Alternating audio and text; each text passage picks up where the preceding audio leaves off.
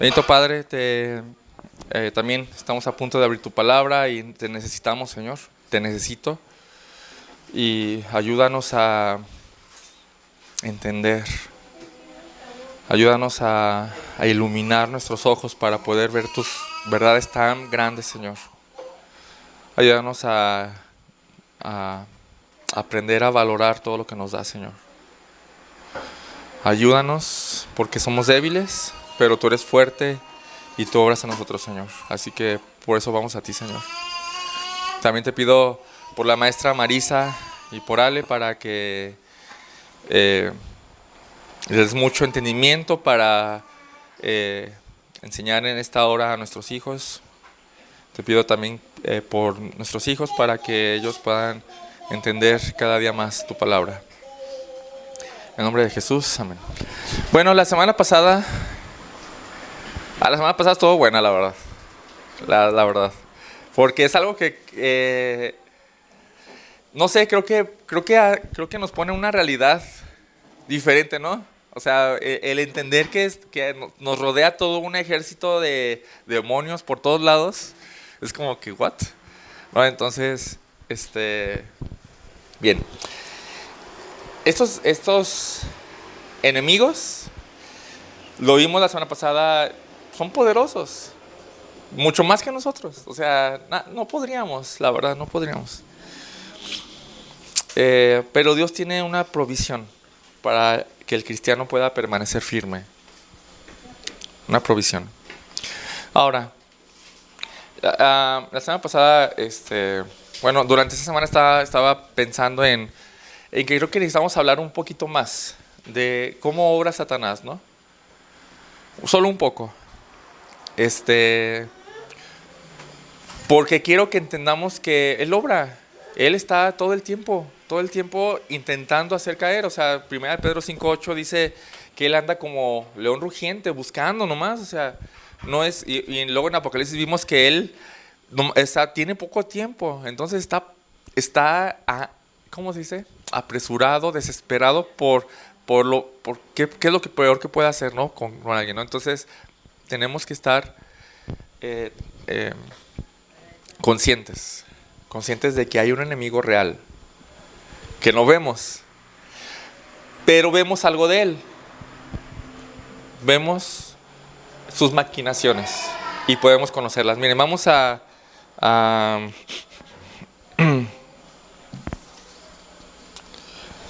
Corintios. Vamos a Corintios, por favor. La primera.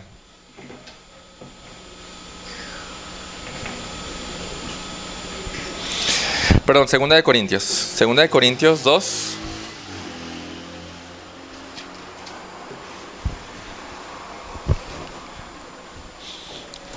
Dice, o más bien alguien que lo quiera leer. Segunda de Corintios 2:11.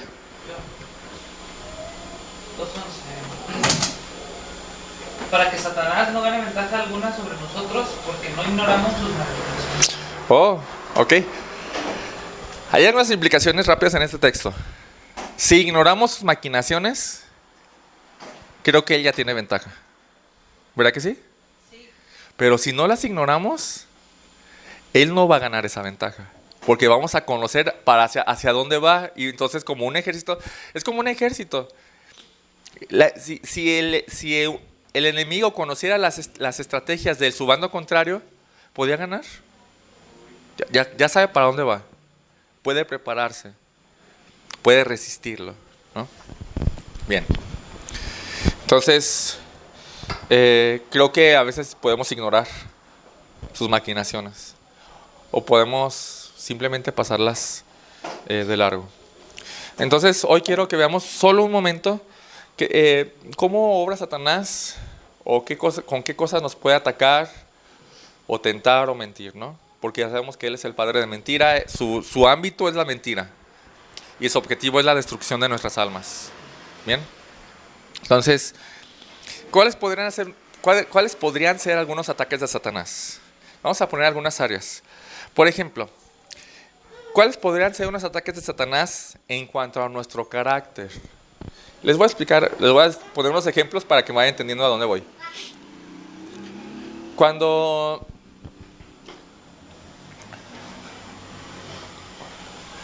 Cuando sé que debo hacer algo, pero me cuesta, alguien podría pensar, es que soy así. Ni modo, pues ya soy así. Eso es un ataque de Satanás. Porque pareciera algo insignificante, ¿no? Porque pues es que es mi carácter. No puedo perdonar tan fácil, ¿no? O no puedo ser más diligente. Así soy, ¿no? ¿Dónde está la mentira? Cristo nos regenera. En Cristo eso se puede romper. ¿Qué más podemos decir en cuanto a nuestro carácter? En cuanto como una mentira de Satanás, una tentación de Satanás. Por ejemplo, es que me cuesta poner atención. ¿Puede ser una mentira? Sí. ¿Cuál es la verdad? Que tenemos la mente de Cristo. Ajá. Y pareciera que podemos poner esos pretextos, pero simplemente cuando como vamos a ver ahorita, todos esos pretextos salen sobrando, porque en Cristo tenemos todo lo necesario para lograr hacer lo que nos dice. O por ejemplo, en cuanto a nuestro estudio de la Biblia, ¿qué mentiras, en qué mentiras podemos caer? No tengo tiempo. ¿Es una mentira o es una realidad? ¿Por qué? Porque es una mentira. Tiempo tienes. ¿Alguien no tiene redes sociales? ¿Alguien no tiene? Ok. Pero él tiene videojuegos, ¿eh? Ahí está. Cosas en las que podemos perder el tiempo. John Piper dice que hasta las redes tienen su propósito en el plan de Dios. ¿Cuál es su propósito? Mostrarnos que sí había tiempo para buscar a Dios, ¿no? O, es que se me olvida todo. ¿Es un pretexto? ¿O es una mentira? Es una mentira. ¿Sí? ¿Qué otras mentiras puede haber dentro del estudio serio de la palabra? Es que no le entiendo. ¿Qué mentira hay ahí? Es que la verdad es que sí puedes entenderle. Pero a lo mejor no te esfuerzas lo suficiente, ¿no? Dice John MacArthur, Dios no va a ceder sus tesoros a los perezosos. Échale, búscale más.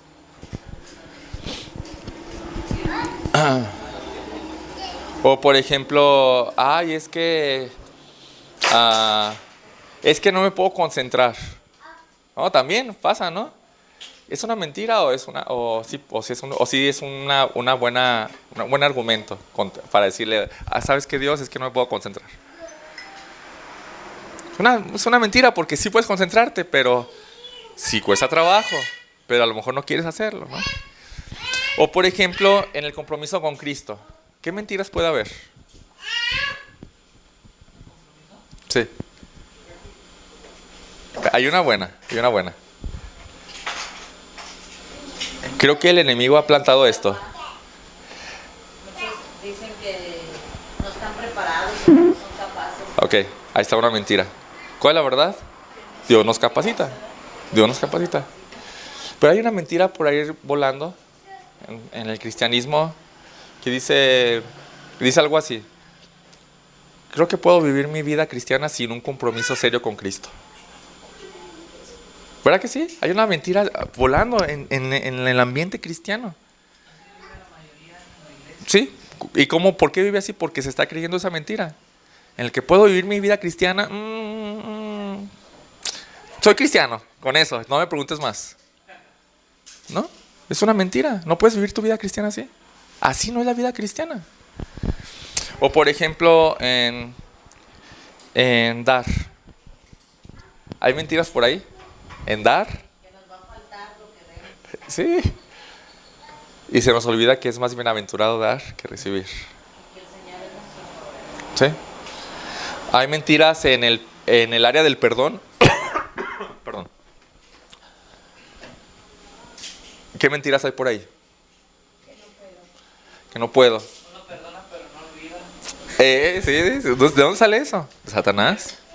De la mujer. Pues es que lo perdonan y realmente no perdonan. Es que sí, ya lo perdona, pero no puedo verlo.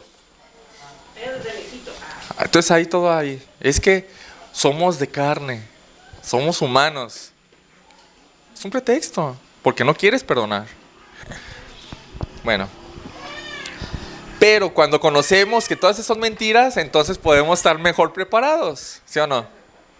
Y decir, no, esa es una mentira. O sea, cuando te llegue un pensamiento que vaya contra Dios, ya podemos estar capacitados para, esto es una mentira. En Dios tengo esto. En Cristo tengo esto, ¿no? Ahora, ¿qué recurso nos ha dado Dios para poder resistir con firmeza los ataques de Satanás? ¿Qué recurso nos ha dado Dios? El escudo de la fe. Vamos a Efesios. Vamos a Efesios 6. Ya lo vi. Efesios 6. Vamos a volver a leer Efesios 6 del 10 al 18.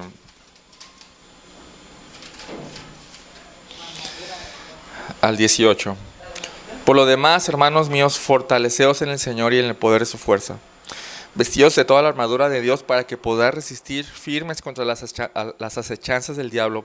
Porque no tenemos lucha contra sangre ni carne, sino contra principados, contra potestades, contra los gobernadores de las tinieblas de este siglo, contra huestes espirituales de maldad en las regiones celestes. Por tanto, tomad toda la armadura de Dios para que podáis resistir en el día malo y habiendo acabado todo, estar firmes. Estad pues firmes, ceñidos vuestros lomos con la verdad y vestidos con la coraza de justicia y calzados los pies con el apresto del evangelio de la paz. Sobre todo, tomad el escudo de la fe con que podáis apagar los dardos de fuego del maligno y tomad el yelmo de la salvación y la espada del Espíritu, que es la palabra de Dios, orando en todo tiempo con toda oración y súplica en el Espíritu y velando en ello con toda perseverancia y súplica por todos los santos. Vemos aquí tres recursos que no es de que podamos elegir uno solo o dos, sino necesitamos los tres a fuerzas. Tenemos el recurso de su fuerza, tenemos el recurso de su armadura y tenemos el recurso de la oración. Vamos a explicar estos tres.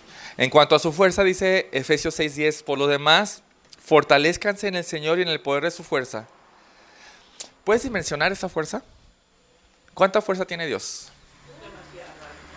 Es tanta que se nos escapa. Es como que cuando pensamos en el infinito ya no pensamos. ¿Sí han pensado en eso? Es como que infinito ya, no pienso. Sé que no puedo pensar en eso. Entonces ya, ¿para qué me esfuerzo, no? Pero vamos a intentar dimensionar un poquito. Vamos ahí al capítulo 1 de Efesios, por favor. Capítulo 1, versículo 18. Dice, mi oración, dice Pablo, es que los ojos de su corazón les sean iluminados, para que sepan cuál es la esperanza de su llamamiento, cuáles son las riquezas de la gloria de su herencia en los santos. Y fíjense bien, mi oración es que los ojos de su corazón sean iluminados para que sepan cuál es la extraordinaria grandeza de su poder para con nosotros, los que creemos, conforme a la eficacia de la fuerza de su poder. Y dice, ese poder obró en Cristo. O sea, el mismo poder que obró en Cristo es el poder que nosotros tenemos, al que tenemos acceso. Ese poder obró en Cristo cuando lo resucitó entre los muertos y lo sentó a su diestra en los lugares celestiales, muy por encima de todo principado, autoridad, poder, dominio y de todo nombre que se nombra no solo en este siglo, sino también en el venidero. ¿Qué quiere decir eso? Tenemos a nuestra disposición un poder mayor a cualquier poder en esta tierra y en el mundo espiritual. El poder que se nos ofrece es mayor al poder de los demonios. Mucho mayor, muy por encima, muy por encima. Es el poder con el que contamos.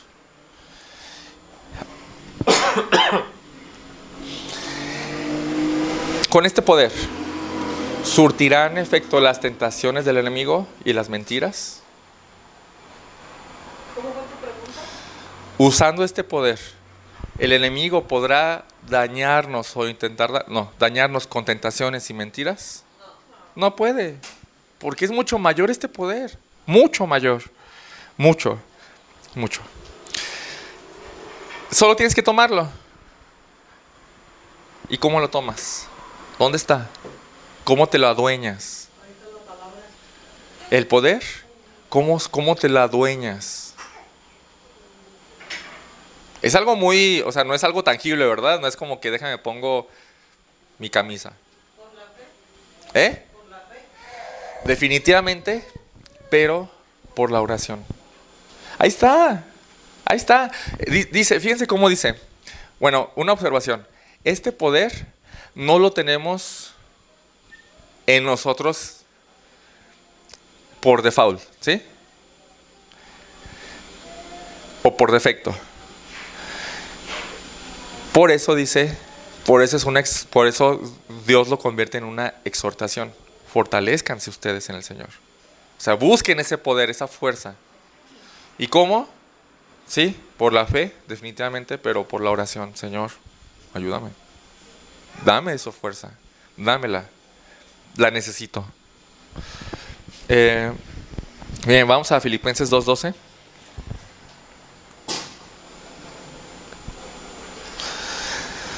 Dice así que amados míos, tal como siempre han obedecido, no solo en mi presencia, sino ahora mucho más en mi ausencia, ocúpense de su salvación con temor y temblor. Y dices, ¿qué significa eso? Pues vivir tu vida, trabajar tu salvación de una manera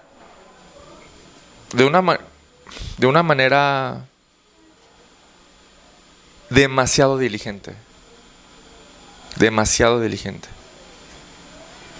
Y dices,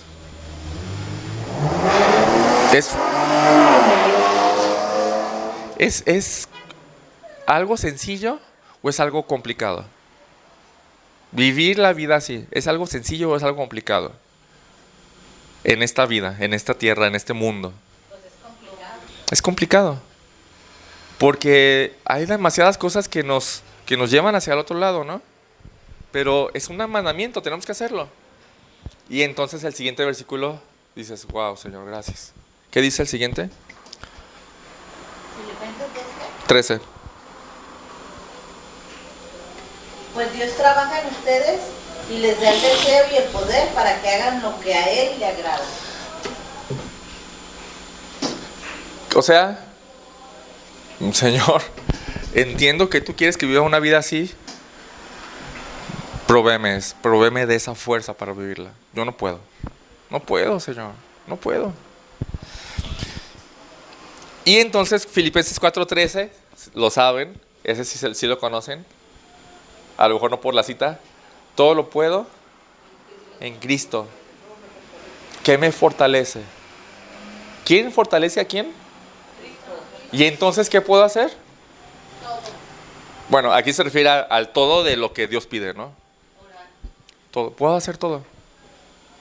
Lo que tú me pides, Señor, sí lo puedo hacer. Pero no lo puedo hacer sin ti.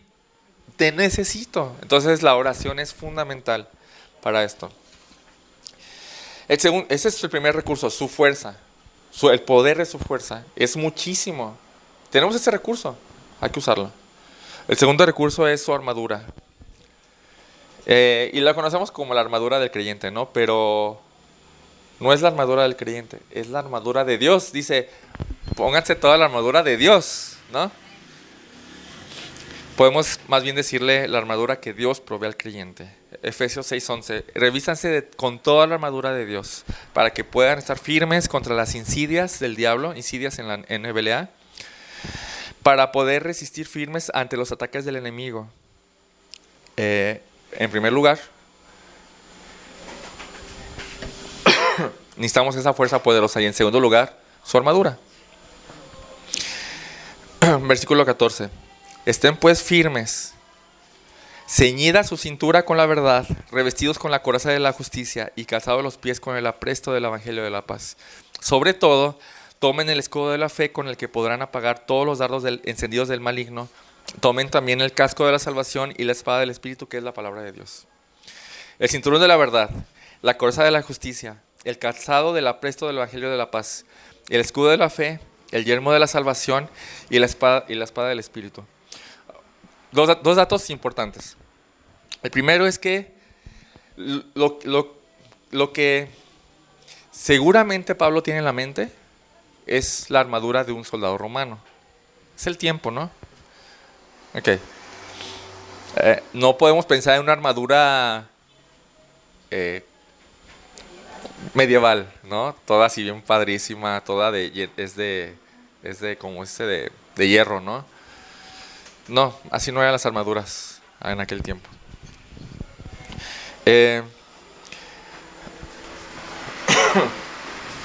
Otra cosa importante es que Pablo divide esta armadura en dos.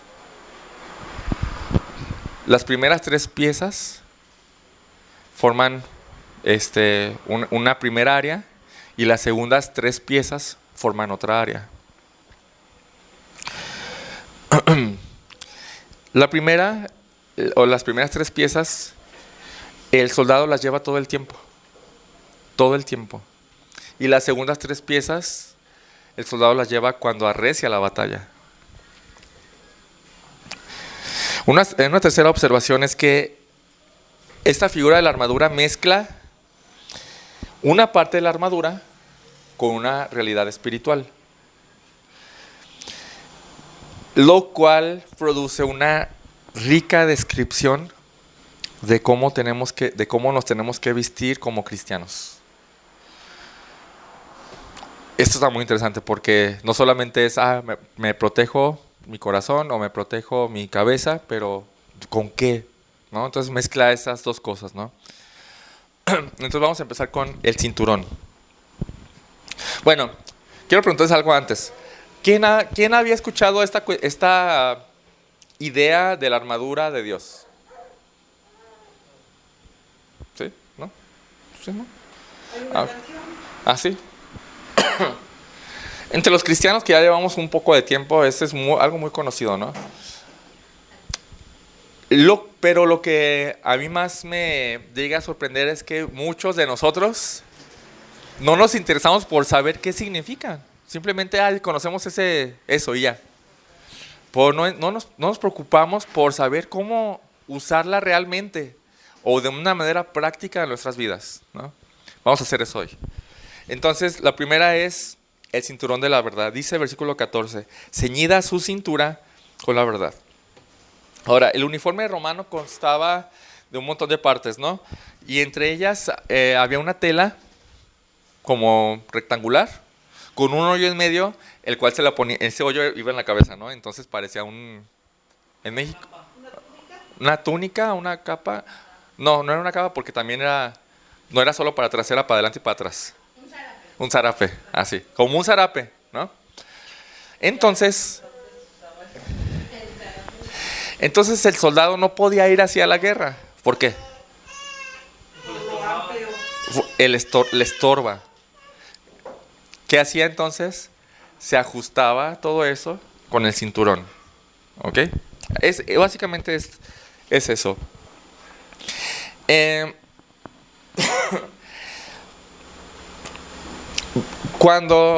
su vestimenta era, me pongo esto, me pongo las botas, todo eso, me pongo toda mi ropa, y con el cinturón quiero decir, ya estoy listo, ya puedo ir. Sin el cinturón no estoy listo, no estoy preparado. Pero con el cinturón ya puedo ir, ¿sí? Básicamente esa es la idea del cinturón. El cinturón es simplemente para estar listo. Ya estoy preparado para ir a la guerra, no tengo todo esto volando por todos lados. Simplemente estoy ajustado. Ahora, otra pregunta. ¿Saben qué son los lomos? ¿Saben qué son los lomos? Lomos. Porque dice ceñidos los lomos. ¿Qué creen? Que no. ¿Cuál es el lomo de la vaca? La espalda. Ajá. ¿La espalda? ¿Toda la espalda? Sí. Ok. El lomo realmente no son los hombros. Es esta parte. Es la parte de la cintura. Por eso es ceñidos los lomos, quiere decir ajustarme el cinturón a la cintura, porque no me lo voy a ajustar aquí, ¿verdad? El cinturón. ¿Sí? Ok, los lomos es esto, es la cintura. Creo que en México tenemos esa mala costumbre de decir que los lomos es como esta parte de la espalda alta. No. Los lomos es esta parte. Por eso ceñida los lomos con el cinturón, la verdad. Ahora, esta cuestión de ceñir los lomos no es rara en la Biblia. ¿Lo han escuchado antes, ceñidos los lomos? ¿No? ¿Esta idea de ceñir los lomos la han escuchado en otras partes de la Biblia? Bien, vamos a Lucas 12:35. Lucas 12:35.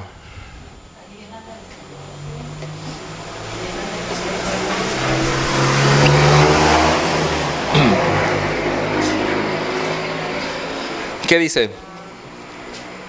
Estén ceñidos vuestro lomo y vuestras lámparas encendidas. Ok. La pregunta es ¿para qué? Versículo 40. ¿Pero de cuál? Igual, de Lucas 12. Uh-huh.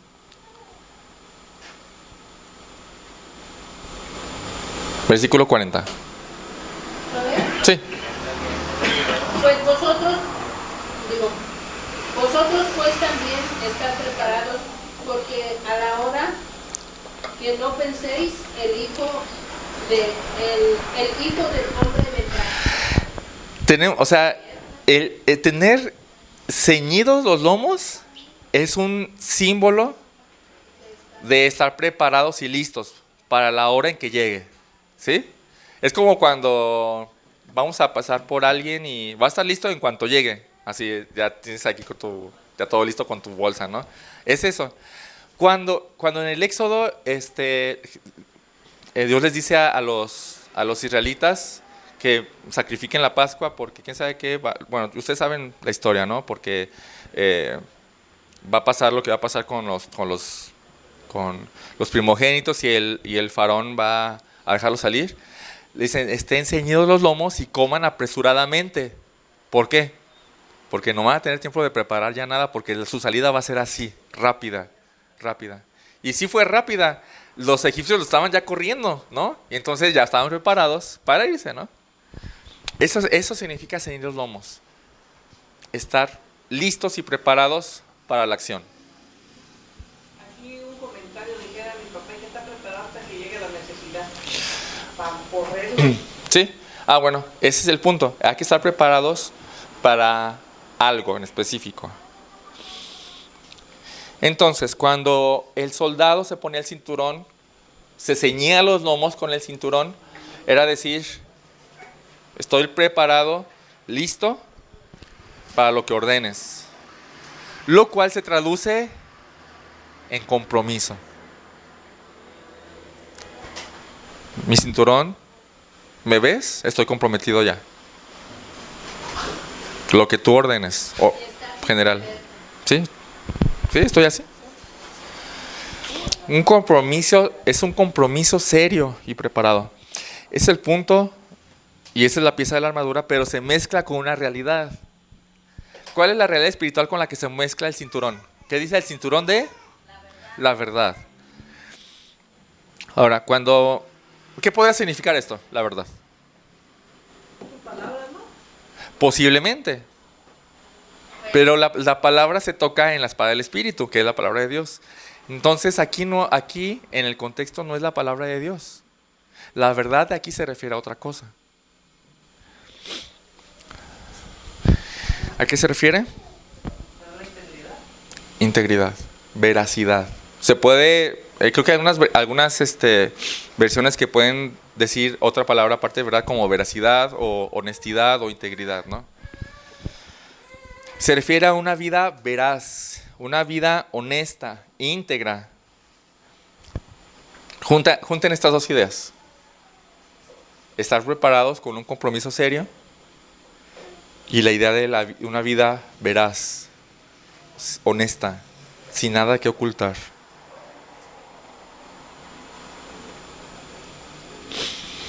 ¿Cómo sería esta idea?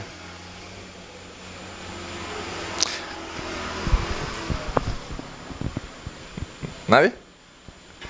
¿Cómo sería la idea completa del cinturón de la verdad? ¿Qué es lo que nos está pidiendo que nos pongamos, Dios? Que busquemos realmente lo que Él quiere decirnos y estar siempre listos, porque el momento viene. Eso reflejaría nomás el cinturón. ¿Y la verdad dónde queda? Pues, La veracidad. Lo que en algún momento he leído ahí, dice Jesús que Él dijo cierto tiempo la verdad y su palabra era la verdad. Entonces a lo que se refiere es que estudiemos su palabra, escudriñemos su palabra y es ponernos el cinturón de la verdad y obviamente aplicarla en nuestra vida. Es a lo que me refería con que muy posible no se refiere a la verdad de la palabra de Dios, sino se refiere a una vida íntegra, donde no hay pecado oculto, donde mis pensamientos pecaminosos los dejo a un lado. ¿Sí? Sí, poniéndolo así en práctico al día a día es constantemente vivir una vida en rectitud. ¿Sí? O sea, hacerlo como práctica Sí. todos los días. Ok. Quiere decir, pues el estar listos. Ok. Yo lo puse así. Es el compromiso serio y preparado con vivir una vida honesta para hacerle útil a Cristo.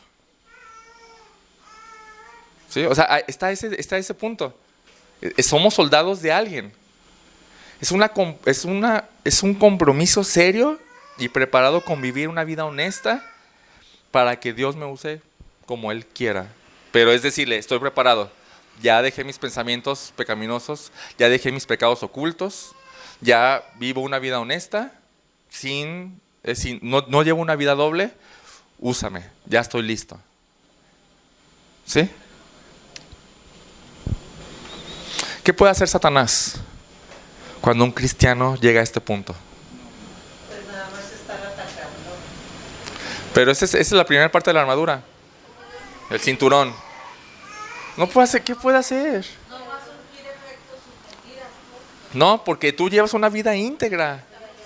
De una vez por todas me dediqué al Señor. Me comprometí. Es pasar de jugar al cristiano a ser cristiano con seriedad. A eso. Ese es el cinturón de la verdad. ¿Qué puede hacer el Satanás con estos cuando no tienes pecados ocultos? Cuando tienes pecados ocultos, ¿qué tal? Tú no puedes decirle eso a eso porque tú haces esto, acuérdate, y no lo has confesado. Señor, entra los desánimos del hermano en Cristo que ¿Sí? ya no quiere ir a la iglesia, no voy, no leo la palabra, si lo leo. Bueno, esos posiblemente entran en otro lado. Pero ahorita, mientras una vida íntegra, ¿qué puede hacer Satanás? Estás protegido contra eso. El segundo es la coraza de la justicia. ¿Qué es una coraza? ¿Carácter? No, en la armadura. En el pecho. Sí, ajá. ¿Qué protege? El corazón. El corazón es lo que manda a proteger Salomón, ¿sí o no? Proverbios 4:23. Para tu corazón. ¿Cómo protegemos el corazón? Ok. Vamos a Efesios 4:23, ahí está todo. Efesios 4:23. Efesios 4:23.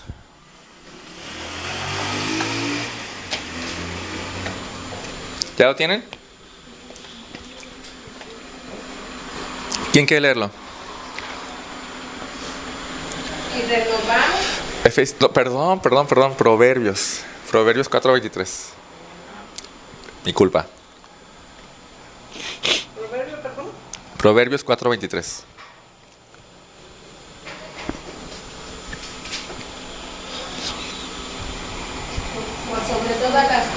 Sobre todas cosas guarda tu corazón, porque de él mana la vida. Ahí está. ¿Cómo? ¿Cómo lo vamos a cuidar y proteger? Evita toda expresión perversa, aléjate de las palabras corruptas. Síguele.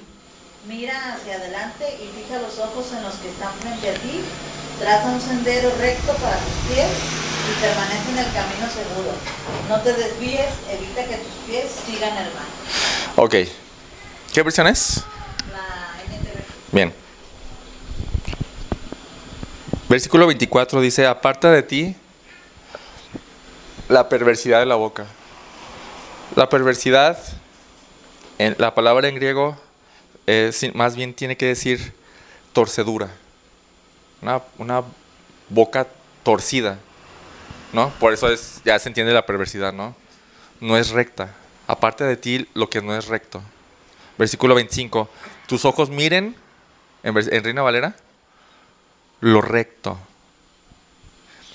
Versículo 26. Todos tus caminos sean rectos. Versículo 27. No te desvíes ni a la derecha ni a la izquierda. ¿Qué significa? Que sigas recto. ¿Cuál es la idea? Pues podemos poner de ejemplo en alguna negociación, si es algo turbio y a lo mejor te puede, esas personas con las que estás tratando ese asunto te pueden arrastrar hacia con ellos tentándote con cierta cantidad de dinero, sabiendo que eso es una cosa turbia. Sí. Tú tienes que mantenerte firme. Tú tienes que reconocer eso que no es recto y decir, así voy a guardar mi corazón. Me aparto de ellos y entonces sigo recto. Bien, ese es el punto de la coraza de justicia. ¿Se acuerdan lo que dijimos en la mañana? ¿Qué es justicia? Rectitud. Rectitud. Vivir de una manera que le agrada a Dios, como le agrada a Dios. Hacer lo que le agrada a Dios, como le agrada a Dios. Eso es la vida recta. Y eso es el punto de la coraza de la justicia. Cuidar el corazón mediante una vida recta y santa. ¿Qué puede hacer Satanás cuando un cristiano cuida su corazón así? Nada. No puede. Como dice la hermana Leti, podrá lanzar flechas y todo eso, pero tú ya estás protegido. Ya estás protegido. Después el calzado del apresto del Evangelio de la Paz. En esta pieza puede surgir una confusión por la similitud en términos de otros pasajes como cuán hermosos son los pies de los que anuncian la paz, de los que anuncian las buenas nuevas, ¿no? Entonces podríamos decir, aquí está hablando de evangelismo, pero en el contexto no queda el evangelismo aquí, porque estamos en una guerra donde tú estás luchando. Entonces el calzado que usaban los soldados eran como sandalias, como guaraches, que tenían la suela y tenía cintas y algunos llegaban hasta un poquito arriba del tobillo, algunos más alto, pero había algo muy particular de los zapatos de los soldados. Tenían clavos en las suelas. ¿Para qué? Obviamente no para contigo, sino para abajo. Para el agarre. Para el agarre. ¿Sí? O sea, imagínense, están peleando. ¿Qué va a pasar si te resbalas? Ya perdiste. Pero con esos clavos tienes agarre, tienes firmeza. Ese es el punto de la sandalia o del calzado del soldado.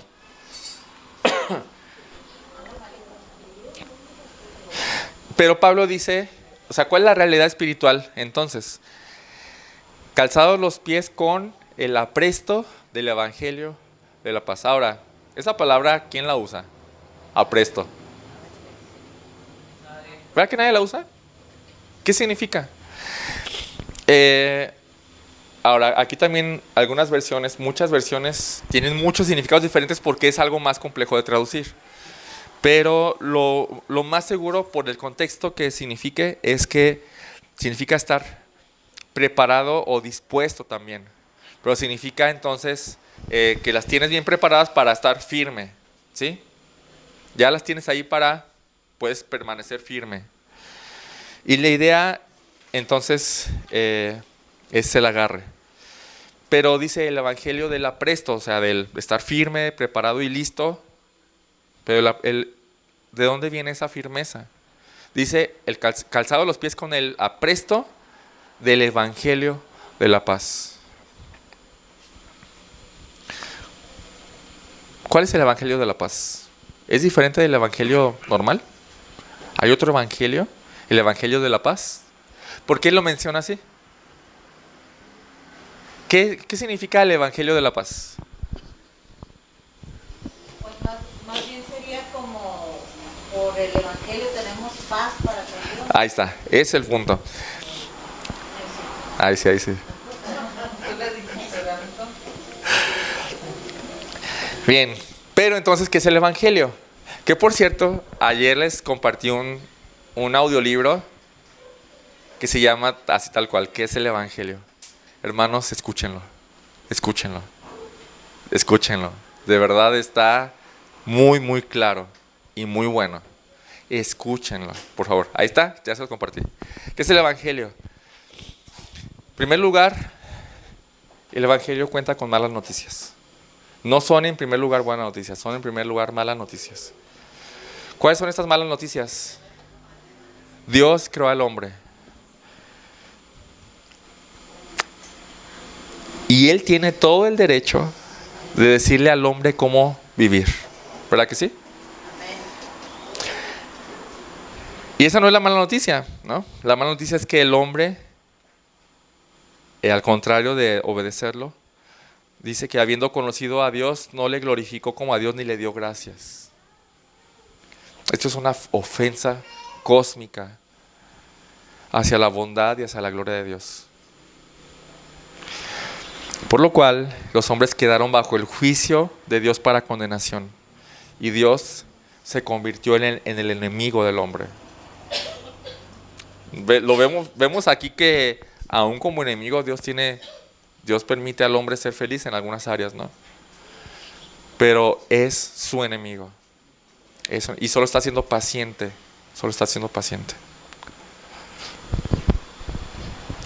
Pero mandó a Cristo. Y Él murió para pagar esa condena de quien se arrepiente y cree en Él. Su muerte en la cruz declara justo al pecador que se arrepiente y cree. Y ahora ya no es un enemigo, sino que es amigo e hijo. Ya no está en guerra con su hijo, sino que ahora está en paz. Es el evangelio. ¿Qué significa entonces esta parte de la armadura? Dice, pónganse el calzado del apresto del evangelio de la paz. O sea, estén preparados con firmeza con el evangelio de la paz. ¿Qué significa?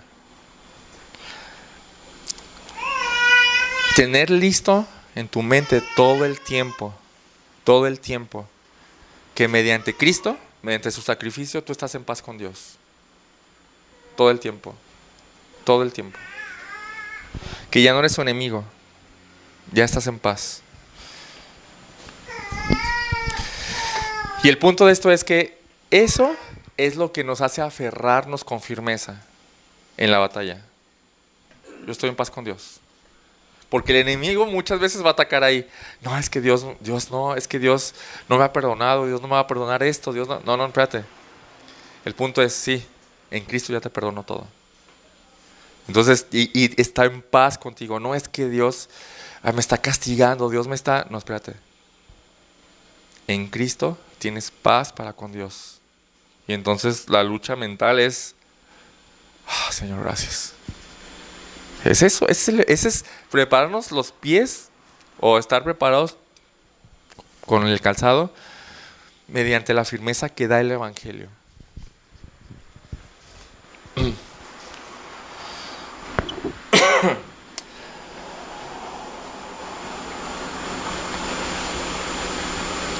Pregunta: ¿qué puede hacer Satanás con una confianza así en el sacrificio de Cristo?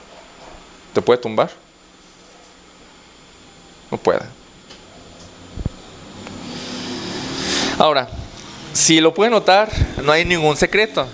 Esa es la armadura de Dios, ¿sí? Y es algo más fácil de entender así, ¿no? Es como, Entonces, tiene que ver con, o sea, la armadura realmente tiene que ver con que yo me comprometa de una manera seria a ser honesto, a no tener pecados ocultos, no tener pensamientos pecaminosos, y si los tengo, sacarlos lo más pronto posible para que Dios me pueda usar. Esa es la vida cristiana.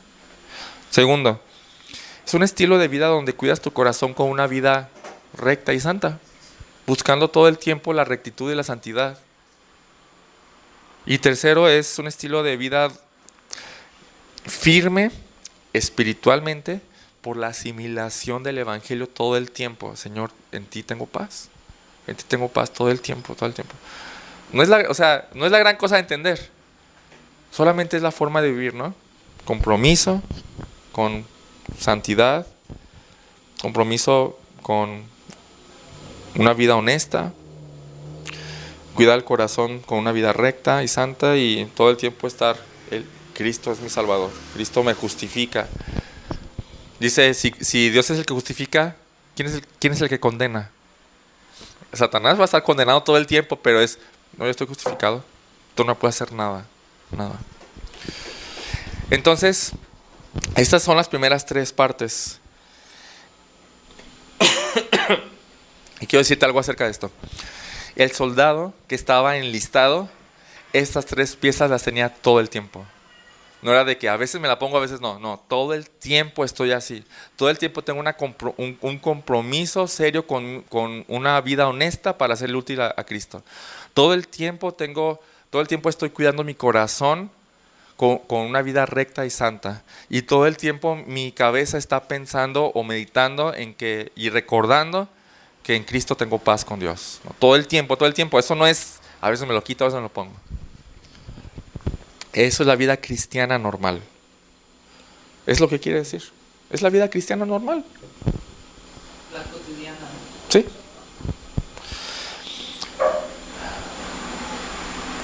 Y los siguientes 3 se usan específicamente cuando arrecia la batalla.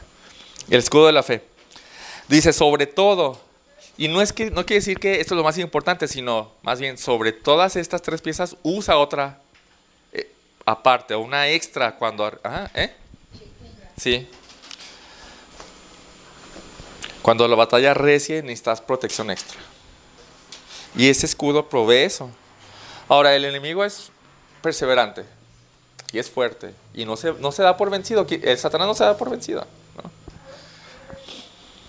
¿Para qué sirve el escudo aquí en Efesios? Para apagar los dardos del enemigo. Y la figura, ya es el escudo, pero la realidad de la espiritual es la fe. Pregunta, ¿qué no la fe la tienes todo el tiempo? ¿Por qué es como que cuando arrecia la batalla ponte el escudo de la fe? Te voy a decir algo. Cuando arrecia la batalla es más difícil creerle a Dios. ¿Sí o no? Cuando arrecia la batalla es más difícil creerle a Dios. Cuando tienes problemas fuertes, buscas cómo hacerlo y lo último que buscas es ¿qué dice Dios? ¿Cómo debo hacerlo? Y alguien llega y te dice, es que hermano debes hacer esto, o hermana debes hacer esto. Y lo último que quieres es creerle a Dios. No, tienes que aguantar, hermano. Tienes que perdonar. Dios está trabajando más bien en ti, más que en el otro. Y tú, Y entonces es cuando necesitamos agarrar el escudo y confianza extra. No veo cómo esto es así, pero creo en ti. Y te pones el escudo. Confianza extra. ¿Eso se llamaría prueba? No, el escudo en las pruebas más difíciles es cuando necesitamos creer más todavía, porque es más difícil. Es más fácil creer cuando todo está bien, ¿sí o no? Pero cuando la prueba está más fuerte, es cuando más necesitamos creer. Ese es el punto del escudo de la fe. Es póntelo. Y está pesado, no es el escudo redondito que vemos, ¿no? Es un escudo rectangular, así de alto y así de ancho, en donde sí nos vamos a proteger todo, pero está pesado, es difícil, es complejo, pero es lo que nos va a proteger. Señor, tú dices que tú guardas en completa paz a los que en ti confían, ¿no? O tú dices, Señor, que todo es para bien. Y dices, es que no lo veo. No es que lo veas. Es que necesitas confiar en Cristo. Necesitas confiar en sus promesas de una manera extraordinaria, donde dices, no veo eso, pero yo te creo. Y te pones el escudo de la fe. El yelmo de la salvación. ¿Qué protege el yelmo? ¿Qué es el yelmo, por cierto? ¿Alguien está familiarizado con esa palabra? El yelmo es el casco, básicamente. ¿Qué protege el casco? La cabeza. Y en la cabeza está los pensamientos. Pero también la cabeza dirige todo el cuerpo, ¿no? O sea, aquí está, hay que proteger esto, hay que proteger los pensamientos de los golpes mortales, de las mentiras de Satanás. Y la realidad espiritual aquí es la salvación, el casco de la salvación. Entonces, cuando la batalla enardece, cuando la prueba está más fuerte y las tentaciones están por doquier volando como flechas encendidas, es así, nomás sientes la flecha, así, ¿no? Y dices, qué bueno que tengo el casco. Y el casco es el casco de la salvación. Quizás uno de los pensamientos será, ¿seguro que eres cristiano? A lo mejor no eres cristiano. Ve nomás, no puedes aguantar la prueba. Ve nomás, no tendrías tantas luchas si eres cristiano. No eres cristiano. Y a lo mejor nuestra mente, cuando más estamos en la lucha, puede estar volando por todos lados, pero el casco es, no, soy cristiano. No porque yo haga algo, sino por lo que hizo Cristo. No importa todas mis luchas, no importa todas las tentaciones, y no importa cuántas veces caiga, si estoy en Cristo, soy salvo. Hay salvación.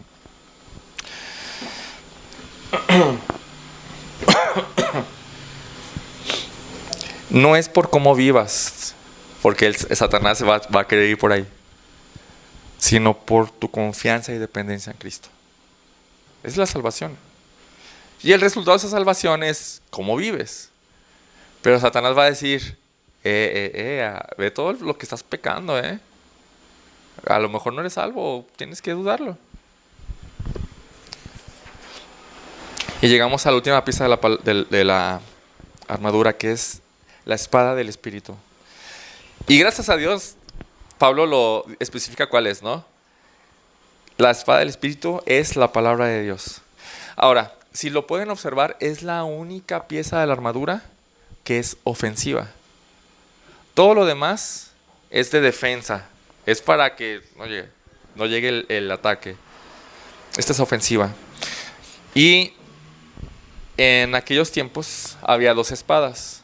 Una espada grandota para dar así a diestra y siniestra, ¿no? No se refiere a esa. Se refiere a una espada pequeña, entre 15 y 40 centímetros. Y lo importante de saber esto es que la espada larga, aunque puede ser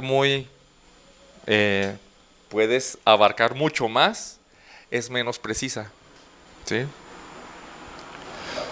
Y la espada corta es mucho más letal por su precisión, porque podías hacer esto o podías hacer esto. Era más letal por ser más precisa. Cuando arrecia la batalla, necesitamos usar la palabra de Dios, ¿sí o no? Definitivamente. Pero la necesitamos usar no como la espada grande, así como que dando garrotazos por todos lados a diestra y siniestra, así casi con los ojos cerrados, ¿no? Y Dios me ama. No, fíjate, más precisión, por favor, porque Satanás también conoce la palabra, ¿verdad que sí? No puedes sacar el texto de su contexto con Satanás, porque de ahí Satanás va a decir, este no sabe usar su palabra, la espada, ¿no? Vamos a una situación real que sucedió. Vamos a Mateo. Mateo 4.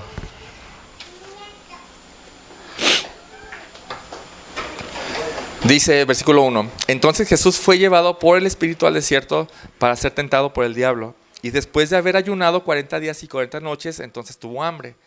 Y acercándose al tentador le dijo, si eres el Hijo de Dios, si eres Hijo de Dios, ordena que estas piedras se conviertan en pan. ¿Qué hizo Jesús? Sacó su espada. Escrito está, no solo de pan vivirá el hombre, sino de toda palabra que sale de la boca de Dios. Y entonces el diablo lo llevó a la ciudad santa y le puso sobre el pináculo del templo y le dijo, si eres Hijo de Dios, lánzate, pues escrito está. Dices, sí, dices, Satanás, ¿quieres usar la espada? Yo también la sé usar. Escrito está, a sus ángeles te encomendará y en las manos te llevarán, no sea que tu pie tropiece con piedra. Jesús necesita ser más preciso todavía.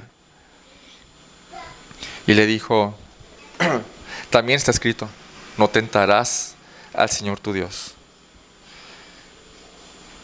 Y otra vez el diablo lo llevó a un monte alto y le mostró todos los reinos del mundo y la gloria en ellos. Y le dijo, todo esto te daré si te postras y me adoras. Algo mucho más directo. Y otra vez con la espada, vete Satanás, porque escrito está, al Señor tu Dios adorarás y solo a Él servirás. ¿Y qué pasó? ¿Quién ganó? Jesús. ¿Qué pasó con Satanás? Huyó. Dijo, no puedo con él.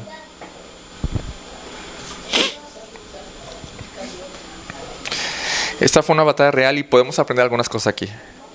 En primer lugar, no fue una batalla de fuerza. ¿Se fijaron? No usaron sus puños para pelear. ¿Qué usaron? Acá. Aquí la batalla espiritual es una batalla por la mente. No lo dije la semana pasada, no es de que, es que se movió esto en la casa, estoy sufriendo batalla espiritual. No, esos son juegos de niños. La batalla espiritual es acá, te quieren hacer caer aquí. Segundo lugar, aprendemos que a Satanás se sabe la Biblia. ¿Sí? Y te puede engañar mediante la Biblia. Tercer lugar, aprendemos que usándola con precisión, Satanás huye. Fíjense, no lo busquen ya por el tiempo, pero en Pablo a Timoteo le dice, procura con diligencia presentarte a Dios aprobado como obrero, que no tiene de qué avergonzarse, que maneja con precisión la palabra de verdad. Es esto, con precisión. ¿Cómo es usarla con precisión? Pero, a ver, dame un ejemplo. Pero más que como dice dentro de su contexto también. Es dedicarme a estudiar un tiempo consistente, no a leerla. A leerla nadie le va a ayudar. Leer la Biblia nadie le va a ayudar. Estudiarla para saber qué es lo que dice realmente, eso es lo que ayuda. Y entonces empiezo a estudiar y dices, esto no lo había entendido, pero esto es lo que dice. Ya tengo un recurso para el arma, ¿no? Y entonces llega Satanás y te quiere tentar con algo en específico y tú dices, no, la palabra de Dios dice esto, ¿no?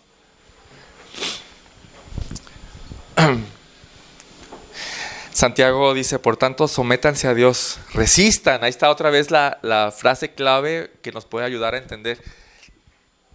Incluso usando la palabra, es para resistir. Y dice después que resistamos, el diablo huirá de nosotros. Entonces el punto de la espada es el buen uso o uso preciso de la palabra.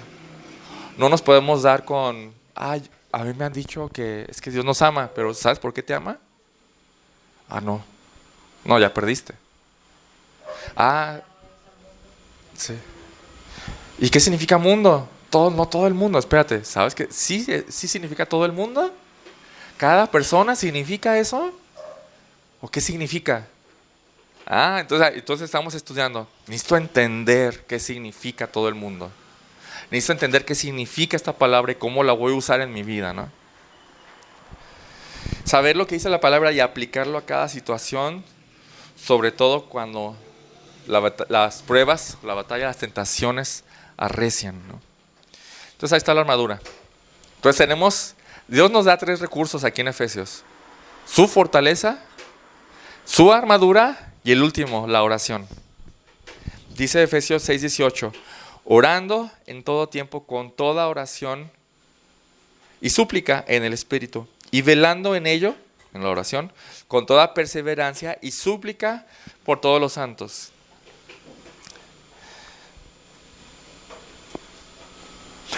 Bien, vemos el primer recurso, la fortaleza, el segundo recurso, la armadura.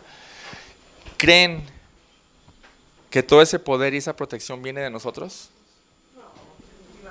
De ninguna manera, viene de Él. Y entonces dependemos de Él. Pero Dios no lo va a hacer si no oramos. ¿Por qué? ¿Por qué lo haría? Si no nos humillamos para depender de Él y decirle, Señor, te necesito. Veme. La oración, dependencia. La oración significa dependencia. Esperar en Él, nunca en mí. Es decirle, Señor, necesito tu ayuda. No puedo con esto, o no sé qué hacer, o Señor, estoy escuchando esto, pero no sé qué creer. O sea, no sé si es cierto o no. O Señor, esto que estoy escuchando o leyendo no me hace sentido. Ayúdame. O decirle, Señor, estoy siendo tentado, sácame de esto, por favor. O decirle, no sé si estoy bien o estoy mal en esto. ¿Qué hago? Ese es un recurso demasiado bueno. ¿Saben por qué? Porque está disponible todo el tiempo.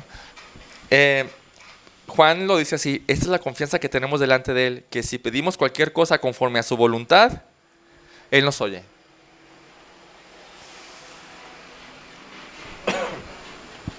Y sabemos que Él nos oye en cualquier cosa que pidamos. Y si sabemos que Él nos oye en cualquier cosa que pidamos, sabemos que tenemos las peticiones que le hemos hecho.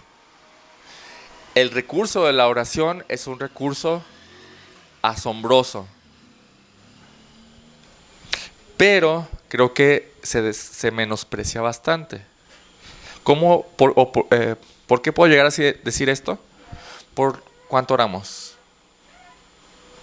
¿Cuánto oramos en el día? ¿Verdad que solemos menospreciar esto bastante? Digo, no sé ustedes, yo creo que oro demasiado poco, ¿no? Simplemente ese recurso está ahí y lo estamos desperdiciando. Podemos orar todo el tiempo. De hecho dice 1 Tesalonicenses, ¿no? Orando todo el tiempo. Oren todo el tiempo. Todo el tiempo estén con Dios. Y me pregunto por qué. ¿Por qué lo menospreciamos tanto? Porque no tenemos fe, porque pensamos que con nuestras fuerzas lo vamos a poder hacer y olvidamos que lo único que puede ayudarnos es Él. Sí, yo creo que ese es el punto. Creo que confiamos demasiado en nuestras fuerzas. Confiamos demasiado en nuestras capacidades y habilidades, ¿no? Pero por ejemplo, ahorita me acordé en el trabajo de Tony, ¿no? Tony es muy hábil y capaz y por eso está en el trabajo, ¿no? Por eso cuando vieron su currículum dicen, sí. Pero confiar en eso es absurdo. Porque de Dios viene esa habilidad y esa capacidad. Y si Él quiere, nos la quita. ¿Qué es lo que le pasó a Nabucodonosor? ¿Se acuerdan? Él era muy inteligente, gobernador de Babilonia, y Dios de un momento a otro lo volvió loco. Le zafó la cabeza. De un momento a otro. Y después que Dios le dio la gracia para reconocer a Dios, se lo volvió a dar otra vez. De Él viene, ¿no? O la capacidad para vender, o la capacidad para cualquiera hacer otra cosa. De Él viene. Pero confiamos mucho en nosotros mismos. Y entonces no le decimos, Señor, no puedo con esto. Más bien pensamos, ¿cómo hacerlo? En vez de decir, Señor, ayúdame a entender cómo, ¿no? Creo que lo menospreciamos bastante así. ¿Cuál es la exhortación aquí? Dice, orando, fíjense bien estas palabras, orando en todo tiempo, con toda oración y súplica en el Espíritu, velando en ello, o sea, en la oración, con toda perseverancia y súplica, ¿por quiénes? Por todos los santos. O sea, necesitamos orar mucho, ¿verdad? Pero quiero agregar algo aquí más. Necesitamos orar unos por otros. Y no sé si lo hacemos, la verdad. O sea, suelen orar por los de la iglesia continuamente. Bien. Continuamente están pensando en la semana, no solo en el culto de oración, digo, en el servicio de oración. En la semana están pensando, voy a orar por Majo y Mau, ¿no? Para que ellos crezcan en entendimiento. O voy a orar por Daniel y Patti para que Dios les ayude a entender cómo criar a sus hijos. O para que Dios les dé más trabajo y salud. Voy a orar por Tony y Carla para que Dios les dé salud, para que el trabajo no estorbe. Voy a orar por Anabel y Mario para que ellos se fortalezcan más y más y más.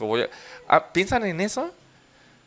Porque dice, orando por todos los santos. ¿Saben qué? Todos nosotros estamos en la lucha y necesitamos intercesión.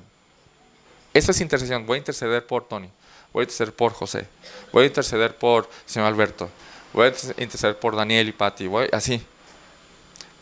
Es la exhortación porque nos necesitamos unos a otros y el recurso de la oración es un recurso asombroso, de verdad. Y bueno, yo creo que por eso lo convierte en un mandamiento, ¿no? Oren. No es si quieren oren, no, es oren, ¿no? Porque se nos pasa. Bien, entonces hay una guerra y es grande, ¿ok? Está fuerte. Esta es una guerra por la mente, ¿ok? Es una guerra por la verdad. ¿Qué es lo que Dios dice? Y el enemigo entonces la arrebata, ¿no? Es una guerra por la permanencia firme en la vida cristiana. No es una guerra por permanecer en Cristo, es una guerra por permanecer firmes en la vida cristiana. Y tienes que entenderlo. Y tienes que estar consciente de ello. No es un juego. Porque para el diablo no lo es. Él pelea muy en serio. ¿Has pensado en eso? Él pelea muy en serio. Y su propósito a los que no son cristianos es cegarlos el suficiente tiempo el suficiente tiempo de aquí hasta que se mueran, para que ellos no lleguen a reconocer a Cristo. Para los que se dicen cristianos, pero que no son cristianos, a los cristianos falsos, su labor es cegarlos el suficiente tiempo para que ellos no se examinen, para que ellos vivan pensando que son cristianos. El suficiente tiempo de aquí a que se mueran, para que cuando lleguen con Cristo, Cristo les diga, no los conozco. Ese es su trabajo. Y para con nosotros, los que creemos, los cristianos, los que somos de verdad cristianos, como no puede tocar nuestra salvación, Él va a obrar de diferente manera. Con tentaciones, con mentiras, con doctrina falsa, poniendo a hermanos falsos aquí, como el trigo y la cizaña, ¿no? Para hacer una revoltura y confusión y para hacer que caigamos, que perdamos la confianza, que perdamos el gozo, que perdamos la santidad, que seamos perezosos para leer y estudiar, que creamos que una vida cristiana puede vivirse a la ligera. Así es, todo eso es lo que hace Satanás. Entonces no es un juego. Satanás no está jugando. Pero Dios provee lo necesario para permanecer firmes. La pregunta es, ¿vas a tomar esta armadura y te la vas a poner?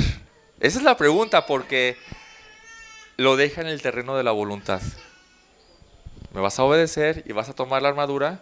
¿Vas a vivir una vida con un compromiso serio, con la honestidad para hacerle útil a Cristo? vas a guardar tu corazón viviendo una vida recta y santa, vas a estar confiando todo el tiempo en que yo soy el que te proveyó la salvación y la paz.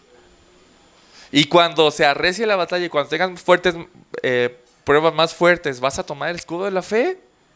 ¿O vas a dejar que los dardos del enemigo lleguen a ti, ¿no? ¿Vas a usar la palabra con precisión? No es un juego, porque la eternidad depende de esto.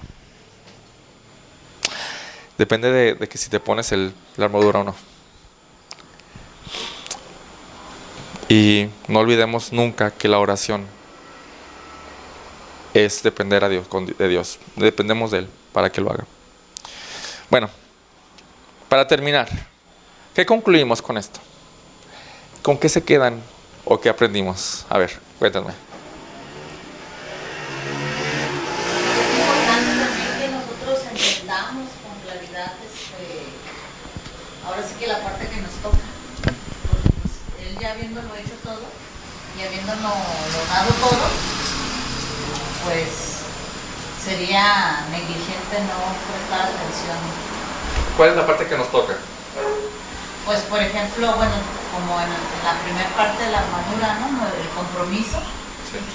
buscar el comprometernos, el hecho que dice de guardar el corazón, muchas veces lo malinterpretamos pensando, ay, que no nos hagan daño, pero no se trata de eso, se trata de que guardemos que no entra en nuestro corazón lo que pueda corrompernos, pues, Correcto, y pueda correcto. apartarnos de su palabra.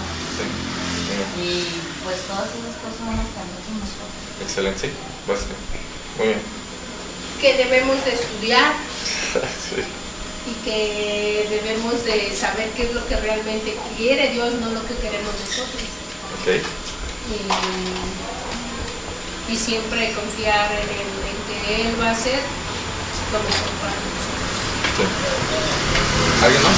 Pues sí, lo que dice es estudiar, por ejemplo, su palabra, pero debemos aplicarla a nuestra vida. Por ejemplo, Sí. digamos que ella estudió cocina, pero no cocina nada. ¿De qué le sirvió haber estudiado cocina? Es correcto. Tiene que aplicarla en su vida. O sea, es que vénganse, amigos, aquí les voy a cocinar, yo soy su chef. Ah, perfecto. Sí. Así es cuando ya aplica Sí.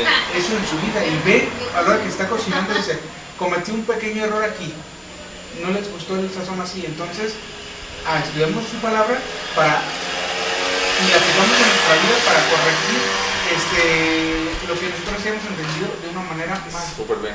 y Excelente. seamos mejor. Sí, excelente, muy bien dicho. Ahora, esto es extremadamente e intensamente práctico. A mí una de las cosas que más me llamó la atención de aprender esto es que las mentiras de Satanás son muy sutiles, pero si las conocemos, él ya no va a tener esa ventaja. Por ejemplo, al inicio de nuestro matrimonio, Alexis y yo nos peleábamos bastante, ¿no? Y en las peleas siempre hay algo en la cabeza, ¿no? Muchas cosas en la cabeza fluyen por ahí. ¿Eh? Como siempre digo, la gente es traicionera. Sí, y ahí está, dando vueltas todo. Y una vez Dios, o sea, eso fue muy notorio para mí, una vez Dios me dio la gracia de entender, no, esto que estoy pensando no es correcto. No, creo que esto no es de Dios. Ahí ya no le permitiste a Satanás tomar ventaja, porque empezaste a conocer, no, esto viene de Satanás. El que yo sienta esto contra mi esposa no es de Dios, es de Satanás. Eso me ayudó tanto para decir, wow, eso es una lucha no contra mi esposa, sino contra el enemigo, ¿no? Entonces ya con mi esposa pude sin problema perdonar y hacer las paces y así, ¿no? Y pedir perdón, como sea. Y decir, no, esto se reconoce como que viene de Satanás. Con eso. Pero es sutil, muy sutil. Entonces hay que aprender a reconocer de dónde vienen las cosas. ¿No? Bien, vamos a orar. Bendito Padre, gracias por ese texto, Señor, y gracias porque esto nos ayuda a entender En primer lugar, que hay una batalla fuerte, ardua, sin tregua, con el propósito de destruirnos, pero tú has provisto algo más grande y más poderoso, que es tu fuerza y tu armadura, Señor, y sobre todo el recurso de la oración, donde podemos ir contigo, como fue Miguel a Satanás cuando quería robar los huesos de Moisés, diciendo que el Señor te reprenda. No tenemos que luchar nosotros, porque tú eres el que lucha, pero tenemos que recurrir a ti para que luches por nosotros, Señor. Y eso es dependencia. Y Señor, reconocemos y te lo decimos hoy, dependemos de ti porque no tenemos nada. Somos pobres espirituales, como pordioseros, que no podemos hacer nada, Señor. Nuestras habilidades, nuestras capacidades vienen de ti. Y ayúdanos entonces a no confiar en nosotros mismos nunca, sino en todo lo que tú provees. En nombre de Jesús, amén.